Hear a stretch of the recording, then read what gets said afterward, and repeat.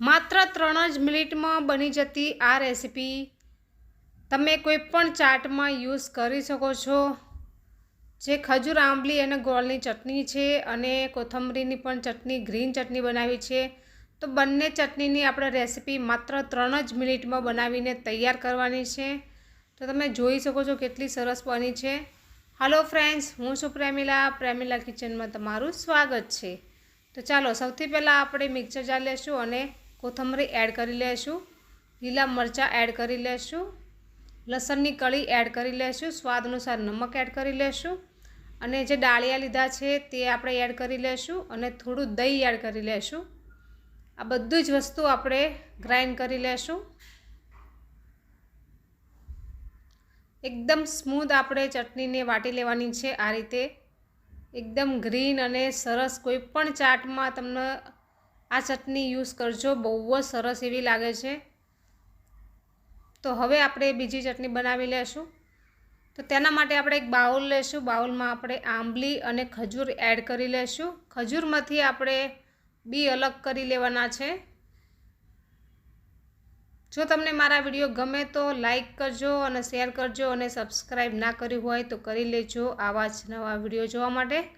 અને Facebook page પર પણ મને ફોલો જરૂરથી કરજો। તો ગોળ આંબલી એડ કરીને આપણે 1 ગ્લાસ જેટલું પાણી એડ કરી લેશું, સ્વાદ અનુસાર નમક એડ કરી લેશું, લાલ મરચું પાવડર અડધી ચમચી એડ કરી લેશું, ધાણા જીરું પાવડર પણ આપણે એડ કરશું 1 ટીસ્પૂન। અને હવે આપણે ગોળ એડ કરી લેશું।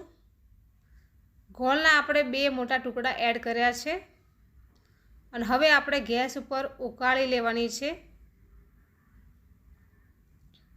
2 થી 3 ઉભરા આવે ત્યાં સુધી આપણે આને ઉકાળવાની છે, જેથી ગોળ અને ખજૂર બધું એકદમ સોફ્ટ થઈ જશે। તો આ રીતે હું ચલાવી રહી છું, 2 મિનિટ સુધી ચલાવીશ। ગેસને આપણે બંધ કરી દેશું અને આને ઠંડુ થવા દેશું। એકદમ ઠંડુ થઈ જવા દેવાનું છે, પછી જ આપણે આને ગાળશું અને એકદમ ઘટ્ટ ચટણી બને તેની પ્રોસેસ આપણે આ રીતે કરવાની છે। તો ઠંડુ થઈ જાય બાદ આપણે ચટણીને આ રીતે મેશ કરી લેવાની છે, જેથી ખજૂર છે તે એકદમ તેનો પલ્પ અલગ થઈ જાય છે અને ચટણી આપણી એકદમ જાડી ને એકદમ ઘટ્ટ બનીને તૈયાર થાય છે। મેશ કર્યા બાદ આપણે આ રીતે છન્નીમાં ચાળી લેવાની છે। ચાળવી ખૂબ જ જરૂરી છે, તો એકદમ ચટણી સ્મૂથ અને એકદમ સરસ બનીને તૈયાર થાય છે। આની અંદર તમે કોથમરીના પાન અથવા કોથમરી અને લીલા મરચાં વાટીને પણ નાખી શકો છો, તો પણ બહુ સરસ ફ્લેવર આવશે। અત્યારે મેં ચાટ માટે બનાવી છે, બાસ્કેટ ચાટ માટે બનાવી છે। તમે પણ કોઈ પણ વસ્તુ, કોઈ પણ ચાટ માટે તમે ગ્રીન ચટણી અને આંબલીની ચટણી બનાવી શકો છો, બહુ જ સરસ એવી બને છે।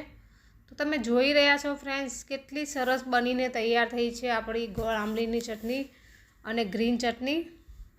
તો વિડીયો ગમ્યો હોય તો લાઈક કરજો, શેર કરજો। Thank you for watching, bye bye.